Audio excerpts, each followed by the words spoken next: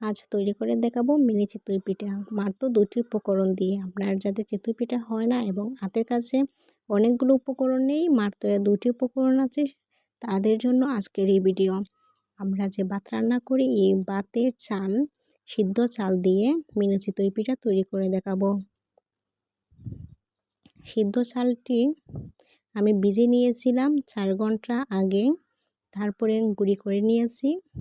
গুঁড়ি করে তারপরে মেজারমেন্ট কাপ দিয়ে 3 কাপ পরিমাপ আমি গুঁড়ি দিয়ে দিব।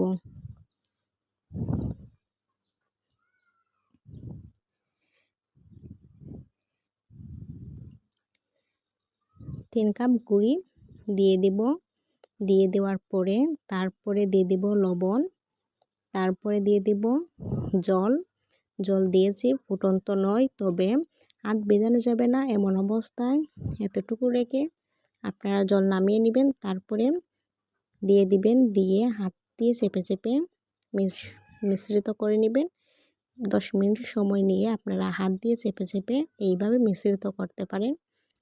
হাত দিয়ে চেপে চেপে গুটি তৈরি করে নেবেন। তারপরে 10 মিনিটের জন্য রেস্টে রেখে নেব।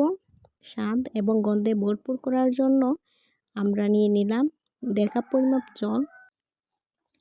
উষ্ণ গরম জলের মধ্যে দিয়ে দিব গোবিন্দভোগ চালের গুঁড়িটি দিয়ে একটা ব্যাটার তৈরি করব। ব্যাটারটি মিশ্রিত করলে অনেক লোভনীয় এবং ঘ্রাণ চলে আসবে, খেতে অনেক ভালো লাগবে। তার জন্য এই ব্যাটারটি তৈরি করব। তারপরে একটি ব্রাশের সাহায্যে ব্যাটারটি তৈরি করে নেব। তখন আপনারা চুলার আঁচটি কমিয়ে নেবেন, কমিয়ে তারপরে ব্যাটারটি তৈরি করবেন। ব্যাটারটি দেখতেই পাচ্ছেন কত সুন্দর হয়েছে। ব্রাশ দিয়ে ভালো করে চেপে চেপে তারপরে ব্যাটারটি তৈরি করে নেবেন। ব্যাটারের মধ্যে অল্প পরিমাণের লবণ অ্যাড করে নেবেন। অ্যাড করে আবারও ব্রাশ দিয়ে চেপে চেপে ব্যাটারটি তৈরি করে নেবেন। বাটির মধ্যে ঢেলে দিব। ঢেলে দিয়ে আবারও মিশ্রিত করে নিব।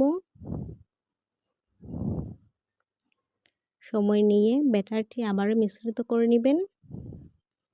মিশ্রিত করার পর দিয়ে দিব নারকেলের গুঁড়ো। নারকেলের গুঁড়ো দিলে অনেকটা স্বাদ এবং টেস্টি হয়, সেজন্য নারকেলের গুঁড়ো দিবেন। আপনার হাতের কাছে না থাকলে স্কিপ করতে পারেন। তারপরে আবারও জল দিয়ে দিবেন। উষ্ণ গরম জল দিয়ে হালকা পরিমাণে পাতলা করে নিতে পারেন। এতটা গাঢ়ও হবে না, এতটা পাতলা হবে না। দেখতেই পারছেন কতটুকু হয়েছে, চামচে লেগে আছে, আপনি দেখতেই পারছেন কতটুকু ঘনত্ব হয়েছে। তারপরে সাদা তেল ব্রাশ করে নিব। তাওয়ার মধ্যে সাদা তেল ব্রাশ করে দিয়ে দিব ব্যাটারটি।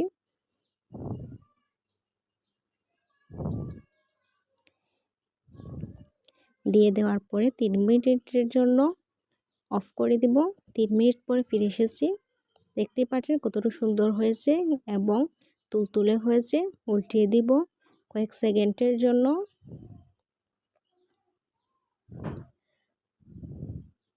তারপরে নামিয়ে নিব। নামিয়ে নিয়ে খেজুরের গুড় দিয়ে আপনারা খেতে পারেন। অনেক টেস্টি এবং ইয়াম্মি লাগবে, অনেক মজা লাগবে। অথবা আপনারা চাইলে 2 লিটার পরিমাপে গরুর দুধ দিয়ে আপনারা মিডিয়াম আঁচ রেখে তারপরে গরুর দুধটি ঘনত্ব করে নেবেন। জাল নিয়ে ফুটিয়ে নেবেন। ফুটে নেওয়ার পরে আপনারা দিয়ে দিবেন গুড়।